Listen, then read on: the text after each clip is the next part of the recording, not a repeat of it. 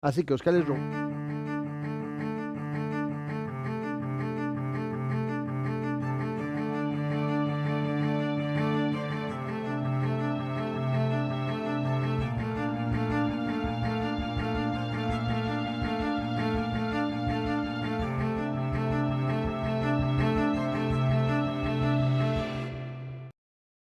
¿Qué tal amigos? Buenas noches. Gracias por ese compromiso que tiene usted todos los domingos a hacer las 8 de la noche con la política con P mayúscula, aquí a través de Tica Visión Televisión y también invitándolos a nuestro canal en YouTube donde simultáneamente se transmite su programa.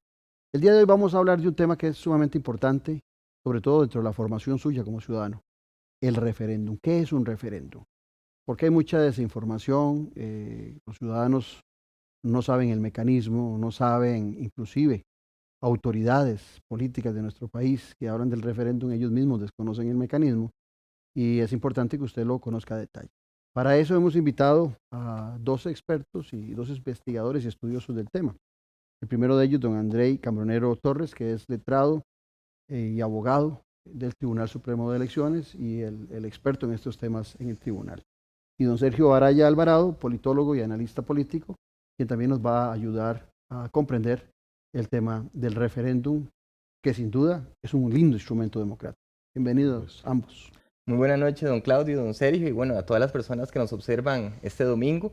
Y un importante tema, como usted lo señala, que ha tomado especial notoriedad después de que la Presidencia de la República anunciara a inicios de mayo su intención de valorar, someter a consulta ciudadana varios temas relacionados con proyectos de ley que están en corriente legislativa y por presentar.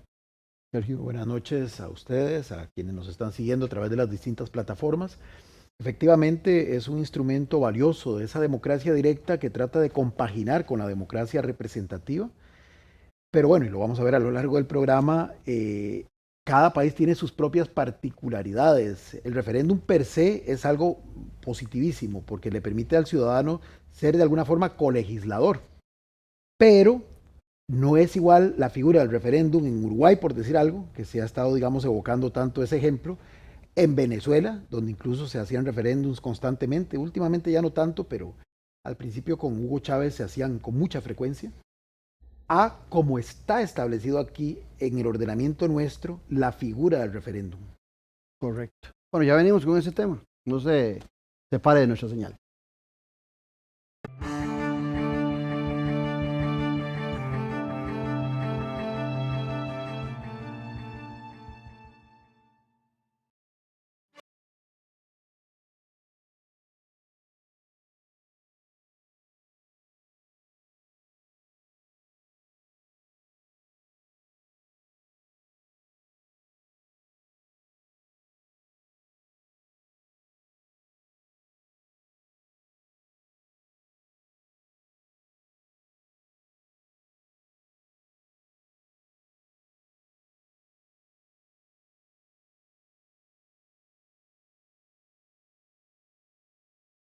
El nuevo libro del politólogo Claudio Alpizar Otoya, Gobernabilidad y Gobernanza, fuentes del desarrollo democrático de la nación, el motor de la estabilidad. El país avanza, sin ella se estanca. Gobernanza, la voz de todos. Empodera, une y transforma. Comuníquese con nosotros al WhatsApp 2273-1473. 2273-1473. Consíguelo ya mismo en Editorial Jade. Editorial Jade.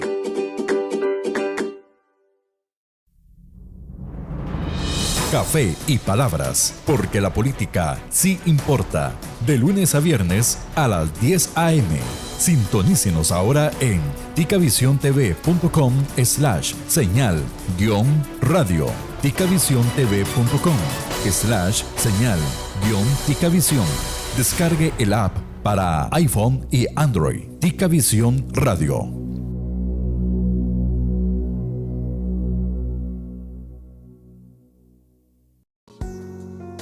Bienvenidos a la Reserva Natural Montaña Sagrada. Descubra este paraíso donde la aventura se mezcla con la tranquilidad.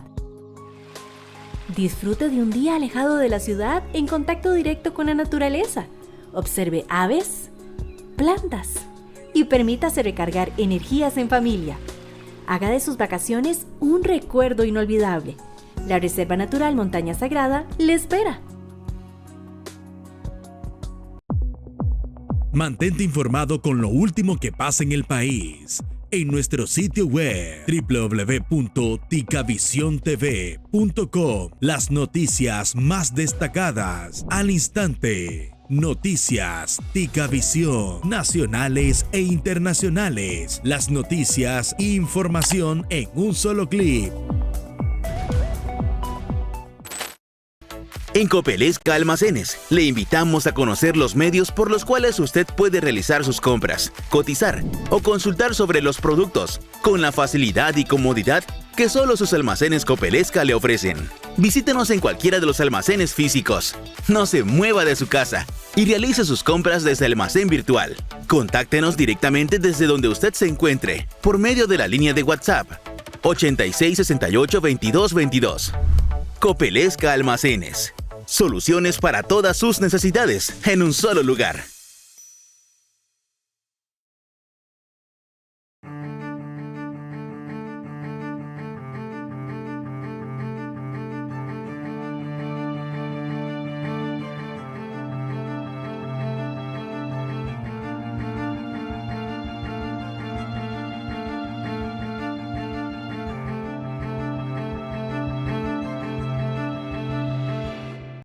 Gracias por continuar en nuestra sintonía para este importante tema. Y empecemos de una vez, don Andrei Cambronero. Se aprueba en abril del 2006 la ley del referéndum. O sea, a razón de verdad, está tiernita, es nueva, no es tan vieja la ley. Y paralelamente, solo en una ocasión la hemos utilizado para el referéndum del CAFTA, el TLC Estados Unidos, Centroamérica y República Dominicana. Y de ahí en adelante es una figura que no se volvió a utilizar y que llega tarde a una democracia tan madura como la costarricense en el 2006. Sí, efectivamente, el referéndum es tardío a nivel de América Latina, si nos comparamos. De hecho, el referéndum nace en el 2002-2003 con reformas constitucionales que buscan la profundización democrática y un gobierno que incorpora más a la ciudadanía en la toma de decisiones y en la generación de política pública. En ese paquete de reformas del 2002-2003 modificamos el artículo 9 constitucional para decir que el gobierno lo ejerce el pueblo, 3 supremos poderes y el Tribunal Supremo de Elecciones, antes no decía el pueblo, y también le aditamos el calificativo de participativo al gobierno que solo decía antes representativo. Correlativamente modificamos para decir que la potestad de legislar reside en el pueblo, que se delega en Asamblea Legislativa a través del voto, pero que puede ser retomada de manera excepcional por 3 formas distintas de convocatoria.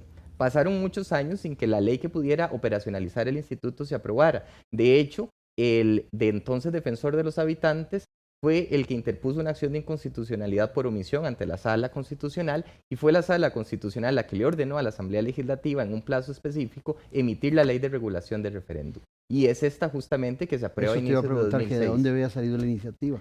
Sí, sale forzada por la acción de inconstitucionalidad por omisión. Se cumplen con los plazos, ¿verdad? La sala dio unos meses, se cumplió un poquito más tarde que eso, pero finalmente se aprobó. Y del 2006 a la fecha, pues el tribunal ha recibido 66 solicitudes de referéndum distintas, solo 8 han pasado el tamiz para poder recolectar firmas y de esas solo una ha logrado las firmas necesarias para la convocatoria. Luego el referéndum no se pudo celebrar por algunas cuestiones técnicas. Sin embargo, es importante decir además que también la Sala Constitucional ha tenido un papel activo en el control de los asuntos que pueden someterse al referéndum. Recordará usted que iniciándose la segunda década de este nuevo milenio, se autorizó la recolección de firmas por parte del TSE para que se conociera por parte de la ciudadanía lo que en aquel entonces se llamaba las sociedades de convivencia, ¿verdad? De personas del mismo sexo. Sin embargo, un recurso de amparo ante la Sala Constitucional prosperó y la Sala estableció como una nueva materia excluida de la consulta popular, que no está en el texto constitucional, aquello que viole el principio de igualdad y no discriminación. De hecho, también un caso similar ocurre cuando don Alex Solís y un grupo de ciudadanos solicitan al tribunal la autorización para recolectar firmas y someter a referéndum la ley que convocaría a la Asamblea Constituyente, o sea, la ley que convocaría a la elección de diputados constituyentes. El tribunal había autorizado esa recolección y la Sala Constitucional estableció que a texto expreso de la Constitución lo que está autorizado es la reforma parcial y no la reforma general, y que entonces, como la Asamblea Constituyente es el primer paso para una reforma general, no podía tampoco someterse a consulta de la ciudadanía esos temas. Entonces han sido diversos a lo largo de estos casi 20 años de la ley de referéndum los temas, pero efectivamente solo referéndum 2007, octubre de ese año, que fuimos a las urnas en modalidad consultiva.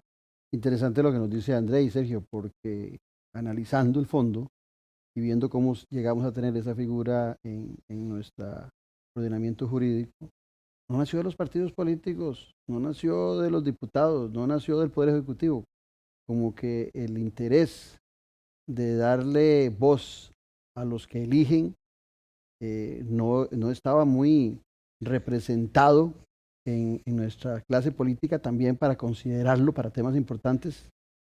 Claro, es que ha sido un proceso muy lento, muy azaroso, ¿verdad? El tratar de involucrar a la ciudadanía como sujeto activo en la toma de decisiones y no circunscribirla únicamente al rol más tradicional de elector que acude cada 4 años, ahora cada 2, y mediante el sufragio delega en otros la responsabilidad de tomar decisiones.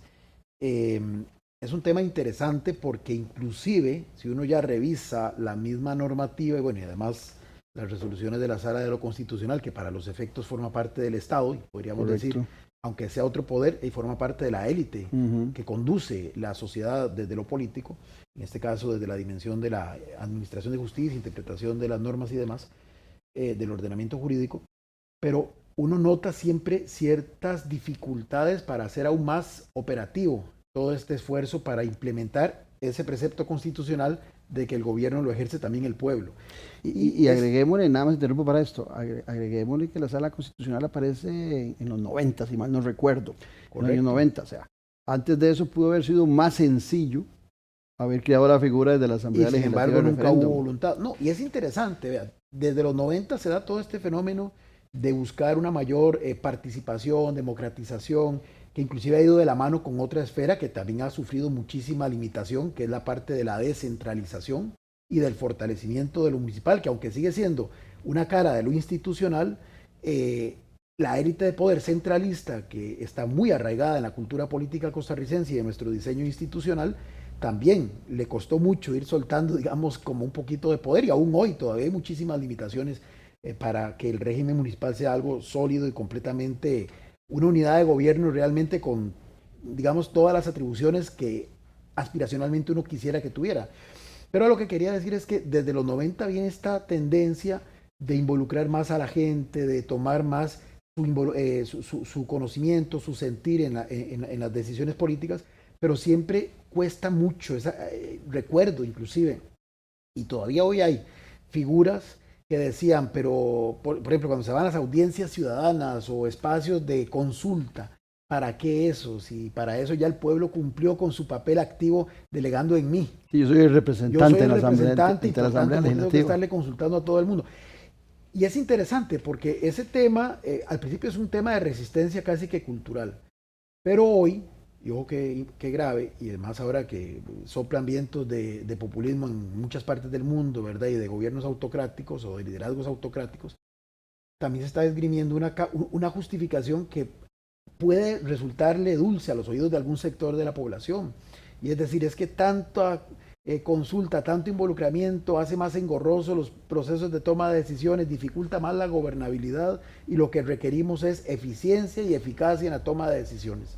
Pues, ojo, porque puede resultar cierto que a veces alerta los procesos, es más complejo, hay que tener una mayor capacidad de tolerancia, habilidad para la negociación política, para llegar a construir, no vamos a decir consensos, pero por lo menos los acuerdos mínimos.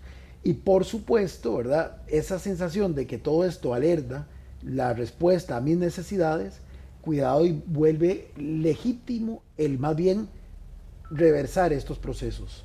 Ahora bien, André, nosotros, te comentaba fuera de cámaras, que nosotros en el país no tenemos la figura de plebiscito para grandes temas legislativos o grandes temas ejecutivos, solo lo tenemos en los municipios, donde inclusive hay un caso de un alcalde que fue relevado de sus funciones en Pérez Celedón ante una consulta popular donde se le preguntó al ciudadano de Pérez Celedón si estaba de acuerdo en relevarlo o no relevarlo de su función, y nada más ponían sí o no, y me acuerdo que fue 80-20 a favor de relevarlo de su función, de Pérez Celedón. Pero ¿por qué nosotros no tenemos esa figura de plebiscito también, que es diferente? Le explico al oyente. El plebiscito es una consulta más genérica sobre temas políticos, donde le consultamos al ciudadano. Por ejemplo, ¿estaría usted de acuerdo en la revocatoria de mandato del presidente o en la reelección del presidente? Y lo mismo para los diputados.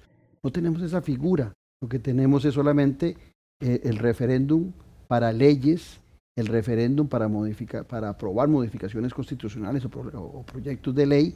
Pero explicarnos por qué nosotros no tenemos esa otra figura que la tenemos en los municipios y que sería una voz importante para la democracia. Bueno, debemos recordar que justamente todos estos institutos están en la Constitución Política como ese reservorio o ese repositorio, ¿verdad?, de los acuerdos más importantes que tiene la sociedad para sus dinámicas de convivencia. Ha ido evolucionando como la sociedad. Antes la condición de ciudadanía se reducía nada más a votar cada 4 años en aquel entonces, ahora cada 2, y simplemente... Y te interrumpo, y el ciudadano hasta estaba contento con eso.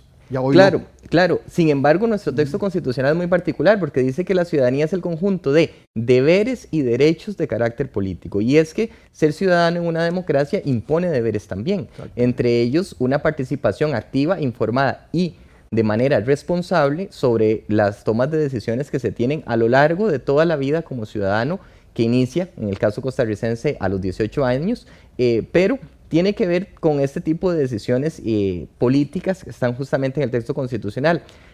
Básicamente, para ir a la parte de definiciones que usted señalaba, el referéndum justamente, y como lo decía don Sergio al inicio del programa, nos convierte en diputados o diputadas por un día, porque el referéndum lo es para aprobar o no leyes, proyectos de ley específicos, mientras que el plebiscito lo que hace es someternos una pregunta general sobre diversos temas. Tenemos plebiscitos que tienen que ver con, por ejemplo, ¿quiere usted que abramos un centro de atención de personas adultas mayores a nivel municipal en tal lugar? ¿Sí o no?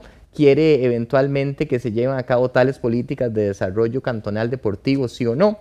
Pero también tenemos el plebiscito revocatorio de mandato, que se da justamente para tomar la decisión de si se remueve o no a alguien de la fórmula de la alcaldía, ya sea a quien ejerce la alcaldía y a sus vicealcaldes, o sea, toda la fórmula o solo alguno de ellos. Pero los regidores no aplica. No aplica, solo aplica a la figura de la alcaldía. Es interesante porque en algún momento cuando se pretendió aplicar este mecanismo a alguna autoridad local, lo cuestionó ante la Sala Constitucional. Y la Sala Constitucional señaló que era un mecanismo justamente de carácter político en el cual, en este caso, los municipios tomaban la decisión de si querían o no mantener a esa autoridad. ¿Por qué? Porque el alegato era que lo estaban quitando del cargo sin un debido proceso. Y la Sala Constitucional dijo, no, el debido proceso es para sanciones de carácter jurídico. En este caso es una decisión política. Y además razonó la Sala en ese voto, que se toma un poco para la pregunta que usted formula, don Claudio, que sería importante extender el instituto de ese plebiscito a los cargos del gobierno nacional, o sea, a la presidencia y las diputaciones. De hecho, hemos tenido solicitudes de referéndum en el Tribunal Supremo de Elecciones donde nos han pedido la revocatoria del mandato de la presidencia o de algunas diputaciones. Sin embargo, el tribunal los ha tenido que rechazar porque, como estamos conversando, no está previsto en la legislación costarricense esa posibilidad de que la ciudadanía vaya a la posibilidad se podría dar solamente si algunos diputados presentan un proyecto de ley para modificar lo que corresponda, y ese proyecto de ley se le consulta a la ciudadanía. Eso sería posible a través de una reforma a la Constitución, ¿verdad?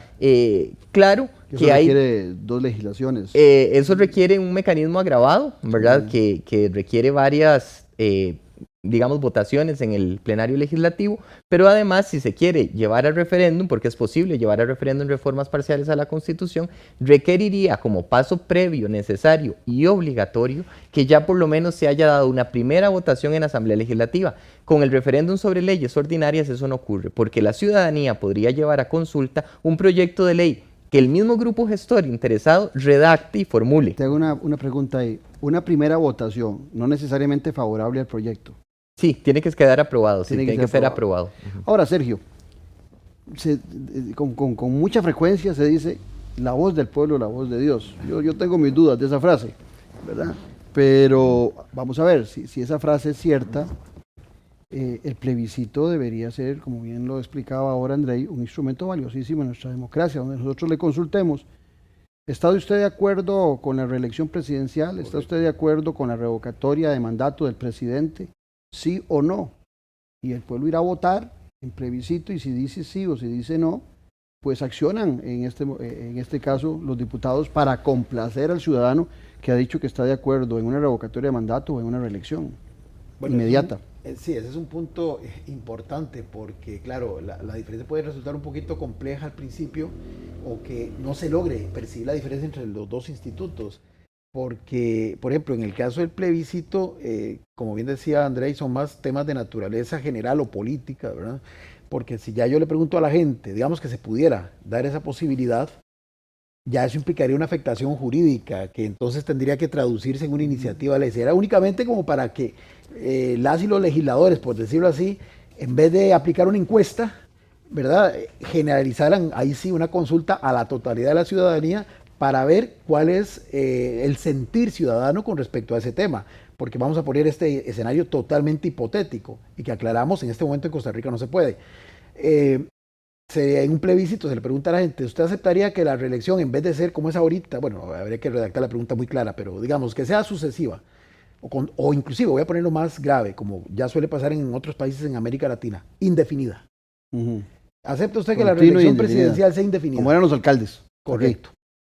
Y si la gente, digamos, mayoritariamente dijera que sí, eso lo que haría es dejar a la Asamblea Legislativa con un mandato preciso y claro de que pero te hago la pregunta porque esa idea surgió en el gobierno de Carlos Alvarado, que hubo mucha molestia.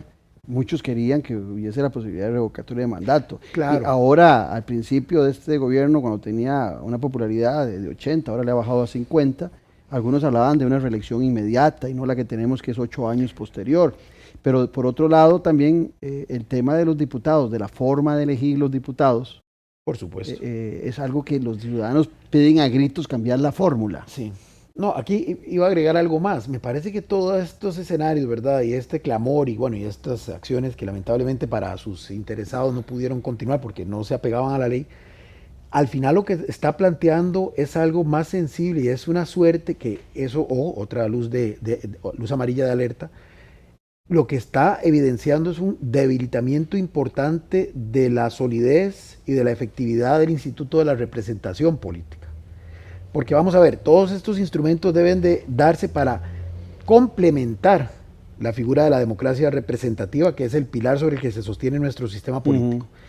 Pero este tipo de consultas o el clamor de quienes las tratan de llevar adelante, lo que está en el fondo reflejando es que justamente ya no se sienten lo suficientemente representados por los que están tomando decisiones y sienten justamente que necesariamente tienen que encontrar un espacio propio para posicionar sus temas en una clara evidencia de una desconexión de los representantes con el sentir de sus potencialmente representados. Entonces es muy delicado. Pero también hay el que está representando dice, ya me eligieron diputado, ya me eligieron presidente. Claro. Ahora hago lo que me dé la gana, no le hago caso a esa voz del pueblo. Por supuesto. Y no hay modo de que me quiten. Pero entonces al final lo que puede generar esto, lejos de contribuir al espíritu con el que se instauró por lo menos la figura del referendo, más bien es a generar un clima de ingobernabilidad peor, porque finalmente es como una suerte de confrontación de posturas, de actores, simplemente porque no se negocia políticamente. Sería eso lo que trataron de evitar con la ley actual, que ahora le vamos a entrar al detalle del referéndum, evitar esa inestabilidad que lo vemos mucho en América Latina con el relevo de presidentes, ¿verdad? Pero vean lo interesante, y es que tanto en el plebiscito municipal, que es el único que existe, como lo señalábamos, como en la ley de regulación del referéndum, el producto de la consulta no es un producto inmune de controles. ¿Qué quiero decir? Se aprueba una ley en referéndum y eso no excluye de que la ley sea controlada por la Sala Constitucional como controla cualquier tipo de ley. O que esa ley sea aprobada en referéndum, pero la Asamblea Legislativa la derogue al día siguiente. Claro, ahí el blindaje es uno de carácter simbólico político, pero no es jurídico, porque como ley que se incorpora al ordenamiento jurídico puede ser modificada o derogada por la Asamblea Legislativa. Pero interesante, porque en eso que estás diciendo, porque si una Asamblea Legislativa que existiera la posibilidad de hacer un plebiscito en nosotros. Y se considera que es importante cambiar la forma de elegir los diputados. El pueblo dice sí, si existiera esa figura del plebiscito. Y si los diputados dicen al final que no y legislan para que no, hay una falta de legitimidad de esos diputados que van contraviniendo lo que ha establecido el pueblo en su mayoría. Claro, pero es que ahí ya al existir el instituto, si se diera, habilitaría el control de constitucionalidad por omisión, lo que hablábamos con la misma regulación del referéndum. La Constitución se modifica para decir en el país tiene que haber referéndum, pero los legisladores no aprobaban la ley que permitía viabilizarlo. En un plebiscito sería igual. Si la ciudadanía, por ejemplo, habla de la fórmula, que además la fórmula está en el Código Electoral, no requiere de reforma constitucional, si la ciudadanía dice cambien la fórmula y no se cambia la fórmula, entonces se podría accionar el mecanismo de control de constitucionalidad. Lo particular es lo que decía don Sergio. El plebiscito, al hacer una reducción sintética de la pregunta, dice sí, se cambia la fórmula. Pero un cambio de la fórmula puede decir elimino la barrera del subconsciente. Sí. Y ya cumplí con el mandato del plebiscito, no reestructuré el sistema. Sí. ¿Por qué? Porque tendría que ser más específica la pregunta. Son respuestas muy concretas las que se dan en este tipo de Sí, institutos. la pregunta tendría que ser, ¿está usted de acuerdo que los distritos electorales sean cantonales y no provinciales y que la elección sea directa? O cambiarla, sí. Por ejemplo, ¿está de acuerdo con que las listas sean abiertas? ¿Está de acuerdo con cambiar las circunscripciones, verdad? Porque elegimos por provincia y eso sí es un cambio constitucional, porque la Constitución es la que dice que los diputados se eligen por provincia. Sí, la fórmula es la que está en la ley. Lo importante de todo esto, independientemente de que estos son escenarios que estamos aquí nada más reconstruyendo, es que, inclusive en la figura del referéndum o de la ley reguladora, está claro que no puede quedarse en una cuestión eminentemente aspiracional. O sea, la visión así un poco, y con todo el respeto, simplista, reduccionista, hagamos referéndum porque eso ayuda a identificar más, a involucrar a la ciudadanía en la toma de decisiones. Suena muy bonito a los oídos, pero un Estado serio como es el costarricense, con un marco jurídico que para algunos puede ser sujeto, bueno, y es sujeto a constantes reformas y mejoras, pero es un marco que obliga a que todo el abordaje de estos temas se tome con el rigor del caso, o sea, no tan a la ligera de decir, sí, hagamos referéndum y es simplemente como diría uno, soplar y hacer botellas, perdonando el símil así tan coloquial.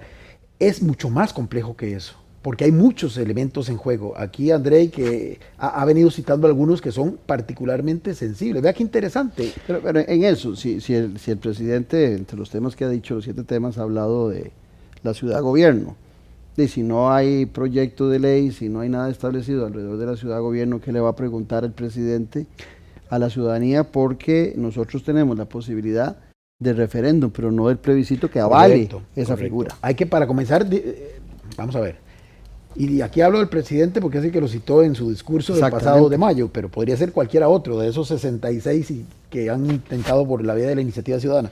Lo primero es si el proponente tiene claro cuál es el instituto, cuál es el alcance de esa figura, constitucional y legalmente. Primer punto, ¿verdad? Y aquí hemos estado hablando de que una cuestión es un referéndum, otra cuestión es un plebiscito, ya para comenzar por ahí.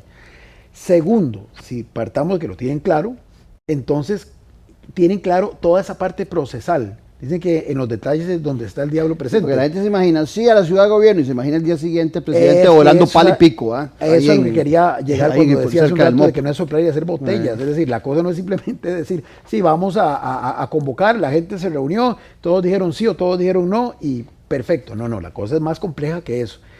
Y es válido que sea más complejo, porque estamos hablando de temas que nos afectan a todos y que impactan a la sociedad presente y futura en diferentes aristas.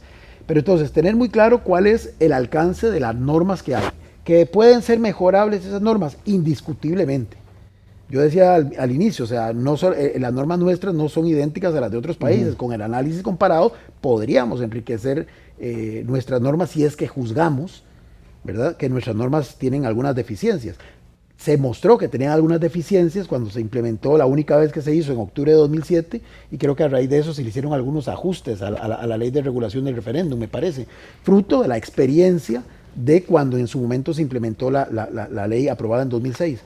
Pero ese es el segundo punto. Y el tercer tema, que es medular, ¿verdad?, es, ya sabiendo cuáles son los alcances de la norma, dentro de eso viene un tema particularmente sensible, que es el que mencionabas, con lo de ciudad-gobierno, qué se puede someter al referéndum y qué no en Costa Rica, porque no es solamente que sean proyectos de ley, porque eso es parte de lo que la ley señala, sino que no puede ser en cualquier materia, Y eso es muy importante precisarlo.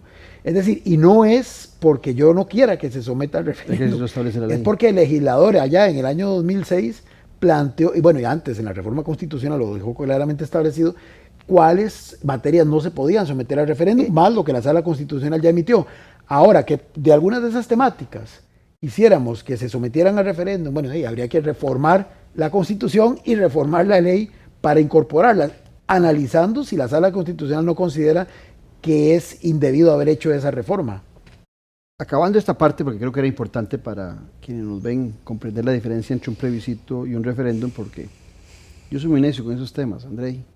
Me gusta diferenciar entre gobernabilidad y gobernanza, entre poder ejecutivo y gobierno. Me parece que se utilizan muchas palabras, eficiencia y eficacia como sinónimos y son cosas diferentes. Aquí plebiscito es una cosa y referéndum es otra. Nosotros tenemos para el caso del ejecutivo y del legislativo tenemos referéndum. Yo digo, entre broma y serio, que de alguna manera hay un artículo que establece cuándo tiene validez la cantidad de votos requeridas del padrón electoral para que tenga validez el referéndum. Se habla que desde los temas constitucionales se requiere un 40% de participación y que en otros temas que no sean constitucionales un 30%. Entonces yo digo que ese 30% es como un pequeño plebiscito porque se requiere menos votación. Y los temas son menos delicados, no son constitucionales. Entonces, como que en ese artículo quedó ahí como someramente planteada la posibilidad de dos tipos de referéndum diferentes. Vamos a ver, el tema de las mayorías lo es justamente para lo que conversábamos ahora, de si es obligatorio el resultado del referéndum para los poderes públicos o no lo es. Esto quiere decir que por más de que la ciudadanía vaya a las urnas, si falta un voto para alcanzar ese umbral del 40 o del 30, el resultado del referéndum no obliga al Estado. Distinto a lo que pasó en la experiencia del TLC de 2007, donde gana el sí y se cumple además el umbral. Un 50 y pico. Quedaron muy justos, ¿verdad? Por encima del 45%. Los dos pasaron el umbral. Exacto. Entonces, pero el umbral es de participación general. Correcto. Se gana por un voto.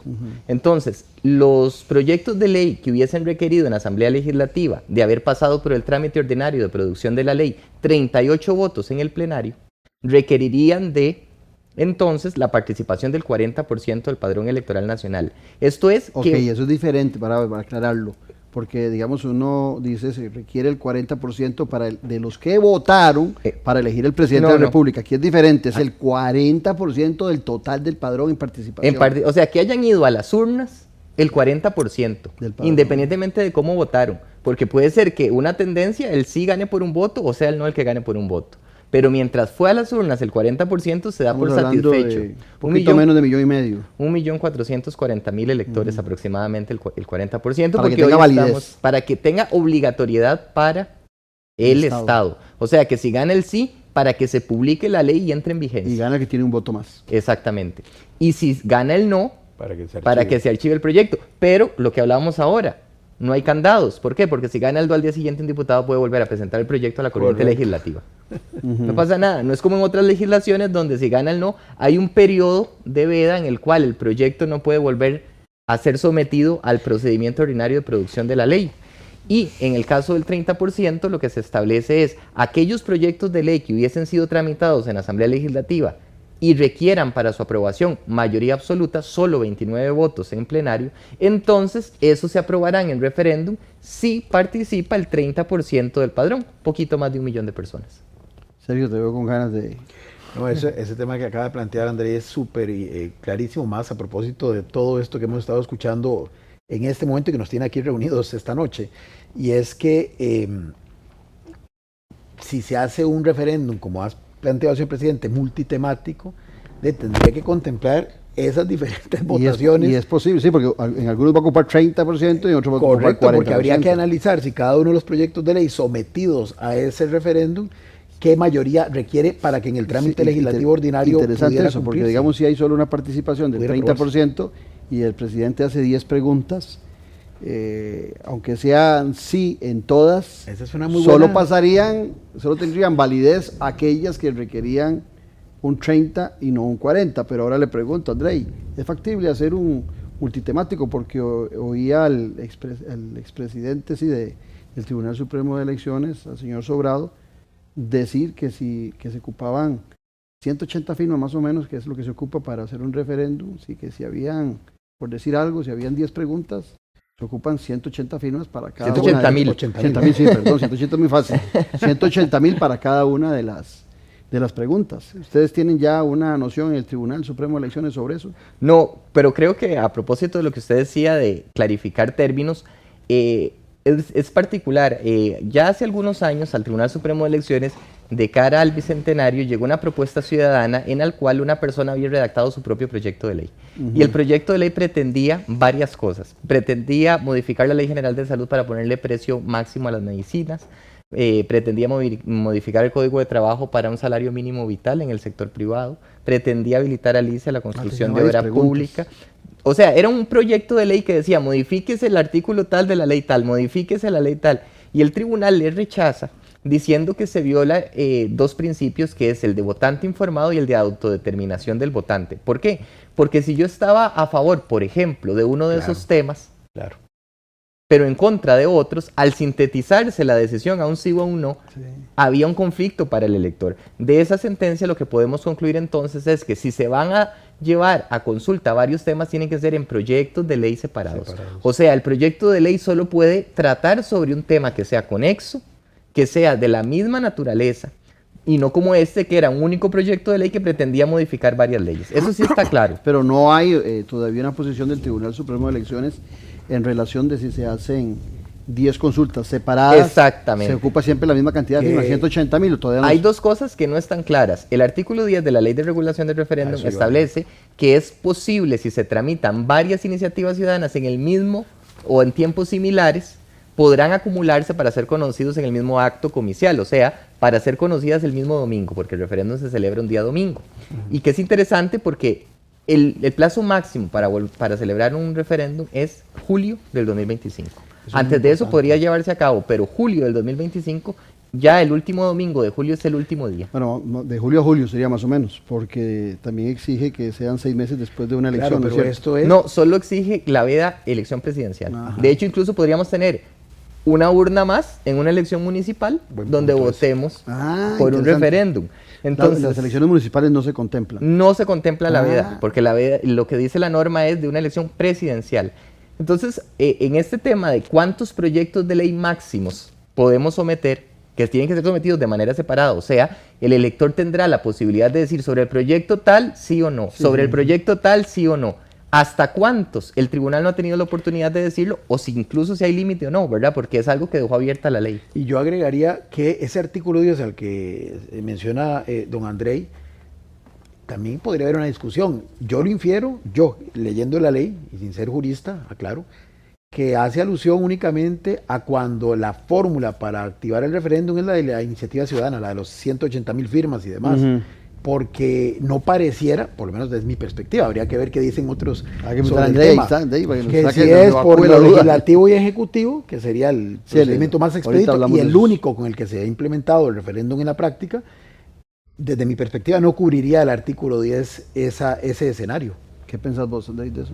Bueno, justamente también es un tema que sería analizado con el número máximo, ¿verdad?, de posibles consultas, y si está reservada la acumulación de consultas para la modalidad ciudadana, que es dentro del capítulo en el que está el artículo 10 que hemos referido, o si más bien ese artículo 10 tiene una capacidad expansiva para todas las modalidades de consulta bajo el principio por participación, por ejemplo. Ok, pero de todas formas el Tribunal Supremo de Elecciones no se va a pronunciar antes hasta que esté un proyecto presentado con 7, 5, 10 proyectos, hasta que llegue en ese momento estudiarán y darán su posición en relación a cuál es la forma en que se puede desarrollar o si no, no se puede desarrollar.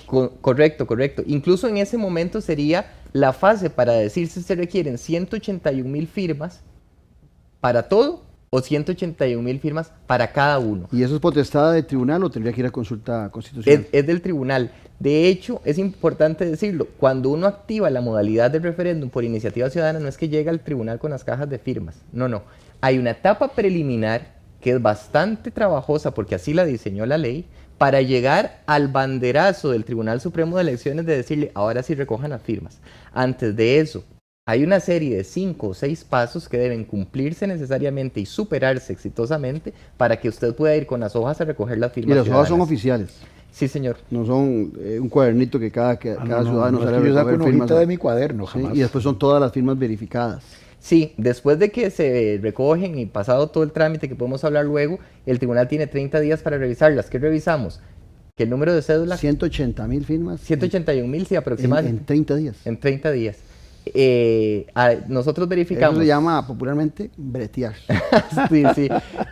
Agarramos el número de cédula que consigna la persona, sus nombres, sus apellidos, que coincida, que se trate de una persona costarricense por nacimiento o naturalización, mayor de edad, ciudadano en ejercicio, y que además la firma que se consigne tenga similitud con la última firma registrada en su última solicitud. Y hay un de umbral cédula. ahí que se permite de firmas malas, ¿verdad? Creo que es un 10, un 15%. Hay firmas que pueden ser defectuosas y que la persona puede aportar hasta un extra para cumplir esas. Ah, ok, no es que yo leyendo la No ley... hay un margen de error, no. Ok, Es que la ok. persona puede presentar hasta un extra por ese porcentaje, Ok. por Para si las suplir. 181.000 alguna sale mala, la repone. Sí, que presente 200.000, por si por salen ejemplo. algunas malas, pero no puede presentar 250.000. Pero ya te decía, el diablo está en los detalles, o sea, hay muchos aspectos de mucho cuidado que si usted no los domina bien, tal vez es un poquito a la ligera generar una expectativa ciudadana sobre algo que sí tiene muchísimos detalles que hay que cumplir. ¿Para qué? Para garantizar al final lo más importante, que si el proceso llega a darse, realmente es un proceso que dé tranquilidad de que quien participó en él no se sienta instrumentalizado porque no sirvió para nada. No, y además de eso, bien lo decía Andrei, hay una tramitología que lleva a que le entreguen las hojas oficiales para recolección de firmas, inclusive pasa por servicios técnicos también de la Asamblea Legislativa, la consulta de lo que se están planteando desde el Poder Ejecutivo como referéndum. Definitivamente, pasa por servicios técnicos por varias cuestiones, porque se hace un análisis, como se hace con todos los proyectos de ley, ¿verdad?, de correcta técnica legislativa, porque recordemos que no solo proyectos presentados por diputados y diputadas que estén en la corriente se pueden someter a consulta, también la propia ciudadanía podría formular sus propios proyectos. Entonces, cuando va técnico, servicios técnicos lo que dice es, en este artículo, cuidado porque tal o cual, o este artículo está afectando esta otra ley, por lo cual usted debería prever un artículo a su vez que la atempere o la modifique. Además, Servicios Técnicos nos va a decir si este proyecto de ley hubiese traído tramitado en la Asamblea requiere 3829. ¿Por qué? Porque eso es lo que nos permite luego a nosotros fijar el umbral de participación para saber si es obligatoria 30 o 40. o no el resultado de la consulta. Y Técnicos además nos colabora con hacer un resumen del proyecto, que será el que se coloca en el reverso de las hojas de recolección de firmas, porque la persona tiene que saber qué está firmando. Entonces, el resumen va a decir, estoy de acuerdo en que se someta a referéndum el proyecto de ley número tal, llamado de esta manera, que en resumen es esto. Me surge una duda, oyéndolos. El referéndum del 2007. Oía en estos días al presidente de la Asamblea Legislativa, don Rodrigo Arias, diciendo que algunos de los proyectos que estaba pensando su tocayo, el presidente del Ejecutivo, Rodrigo Chávez, no eran prudentes presentarlos porque eran leyes y que tenían muchas cosas que requerían el conocimiento, el estudio y un ciudadano bien informado. Pero vamos a ver, nada más monstruoso y más grande que aquellos 5 tomos del Tratado de Libre Comercio, y la gente fue a votar por un sí o por un no, sin profundizar en los temas que estaban ahí establecidos, y que muchos de ellos requirieron después 13 leyes complementarias, que tal vez algunas de esas los ciudadanos que votaron sí no hubiesen estado de acuerdo en que se modificaran. Bueno, aquí hay un tema, y permítame que yo irrumpa en este segmento yo primero. Justamente Andrés dijo algo muy importante, que los deberes de la ciudadanía es hacer las cosas de forma responsable, informada, consciente. Uno de los grandes riesgos, y no hablo en el caso costarricense, aunque podríamos Eso es aspiracional valorarlo, también, dirías vos.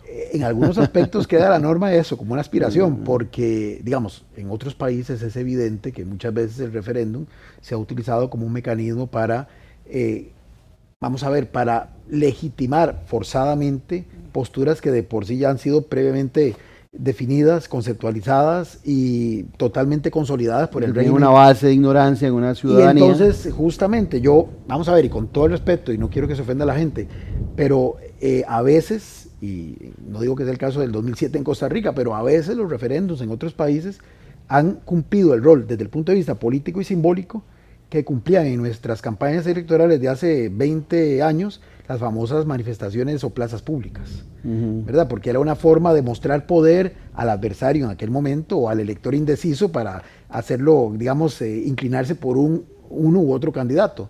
Entonces, mucho ojo con eso, ¿verdad? Porque a veces, vos dijiste hace un rato algo muy importante, que algunos dicen que la voz del pueblo es la voz de Dios. Ojo, hay que tener cuidado porque a veces puede haber una manipulación subyacente en todo esto y entonces la gente termina siendo instrumentalizada para ciertos fines que tratan de blindarse de esa forma con un tema que es muy complejo, ¿verdad? Que es decir, yo represento al pueblo, y aquí podemos ya entrar en lo que es el populismo, los peligros del populismo, porque generalmente estos que ejercen liderazgos de tipo populista siempre van a reivindicar que hablan en nombre del pueblo. Recién estamos en una campaña electoral, bueno, que vamos a ver en qué para en Venezuela. Nicolás Maduro decía, es que la casilla no es Nicolás Maduro el que está ahí, es el pueblo el que está ahí. Como que fuera monolítico y único. Exactamente, entonces hay que tener Son mucho los cuidado pueblos con este tema, o sea, no todo lo que le dicen a uno debe uno de asumirlo per se como positivo, a pesar de que el espíritu sea positivo. O sea, el referéndum es una maravilla, la posibilidad de que la gente sea colegisladora es una maravilla, pero implica responsabilidades e implica riesgos que si la gente no tiene claramente identificados esos riesgos, perfectamente pueden ir con una muy buena intención y terminan siendo simplemente utilizados para fines de otros que sí tienen muy clara la película y cuál es el verdadero objetivo, utilizando justamente ese discurso que de entrada suena tan atractivo. Andrei, los temas que están vedados para ser tratados en un referéndum.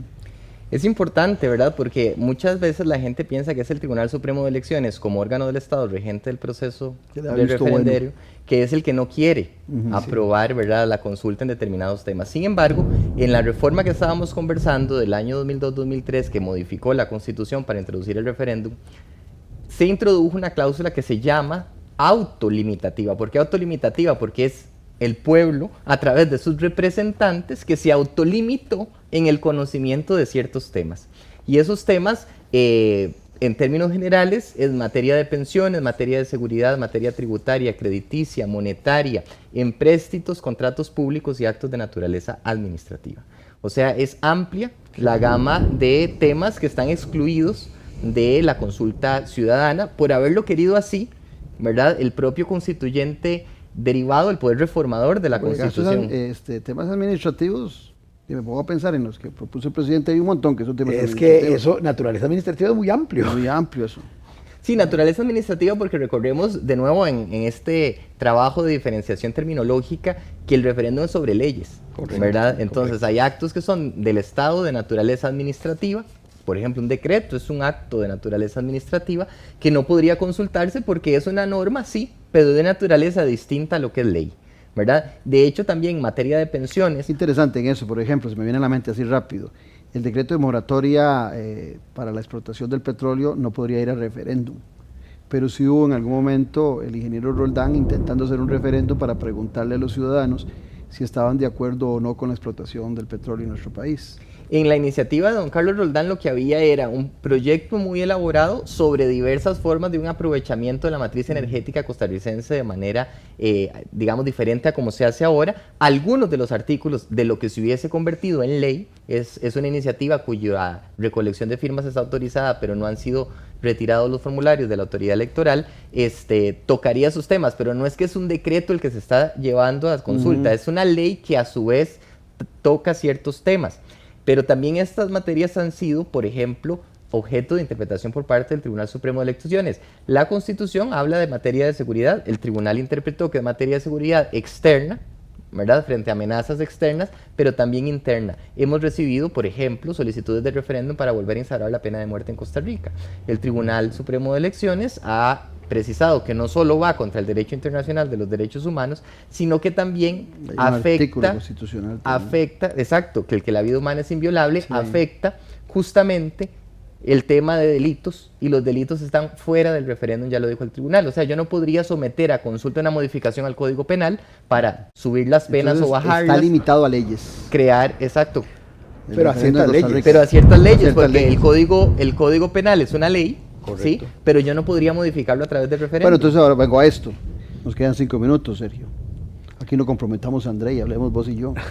El presidente no presentó ningún referéndum cuando lo estuvo promoviendo mucho en campaña electoral. Inclusive, por desconocimiento, hablaba de un referéndum para las pensiones de lujo.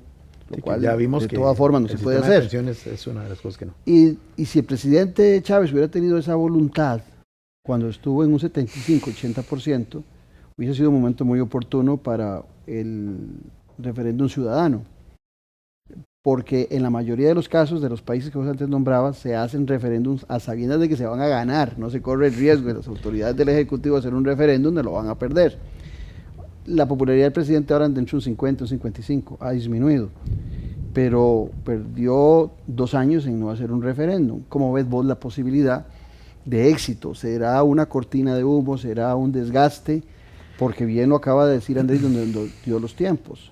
Claro. Tiene que correr, porque en la Asamblea Legislativa no tiene posibilidades ni en el trámite con 29 y ni su fracción con el trámite de 38 votos para un referéndum desde la Asamblea Legislativa. Entonces, ¿cómo analizas vos ese escenario? Porque con los tiempos me da la impresión que se va a quedar ahí en un tema discursivo. Vamos a tratar de hacer un poquito aquí de juego especulativo, pero con base en los hechos. Vamos a ver.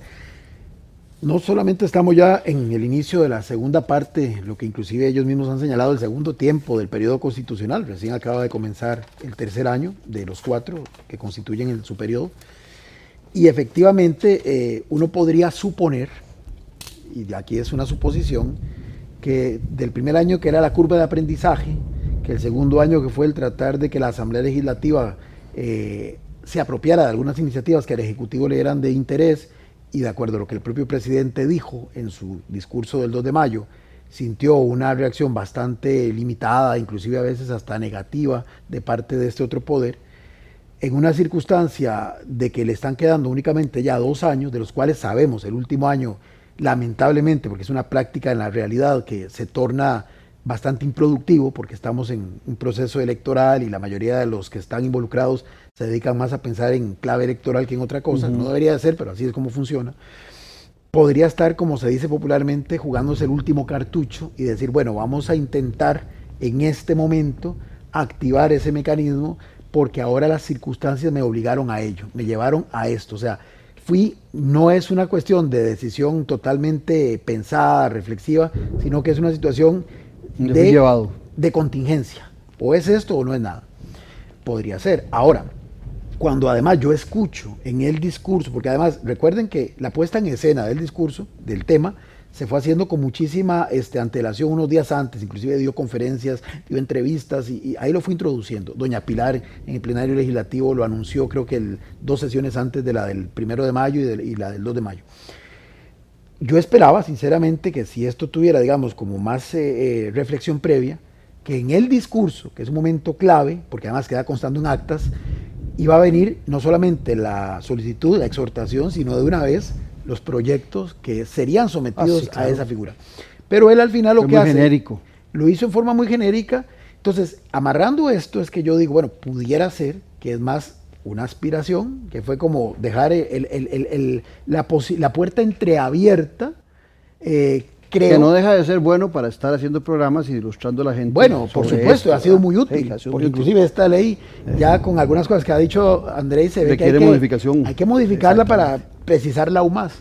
Pero me parece que pudo haber sido una cuestión más táctica, de plantear el tema, dejarlo entreabierto. Bueno, el mismo presidente lo dijo en el discurso, porque dijo que solo, y lo dijo textualmente, solo los ríos y los tontos no se devuelven. Entonces dio a entender que si la Asamblea daba marcha atrás en su negativa a la aprobación de ciertas iniciativas de ley, podría ni siquiera iniciar el proceso. Entonces, puede ser que sea una aspiración. Ahora, y esto ya es una especulación, porque ahí se abre la posibilidad, con eso termino, recordemos que vamos a entrar a un año electoral.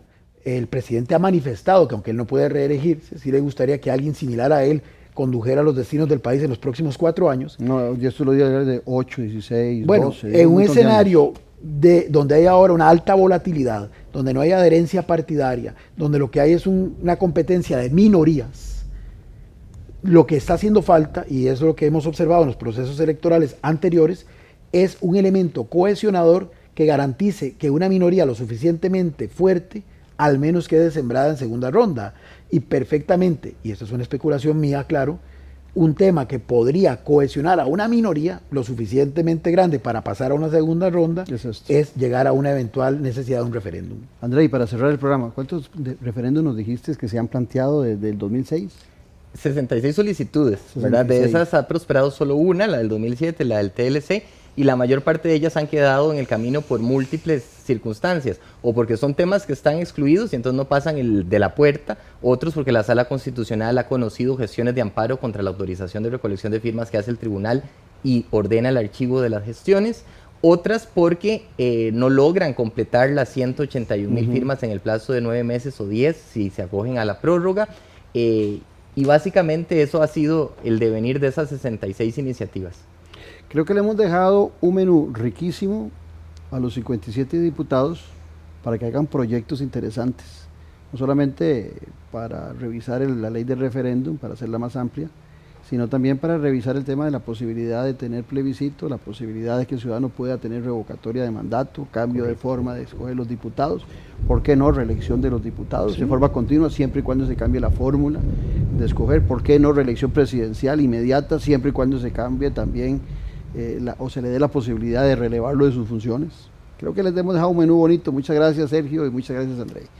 Y sobre todo a ustedes por habernos acompañado. Los esperamos en 8 días en otro capítulo de La Política con P mayúscula. Hasta tanto, un abrazo.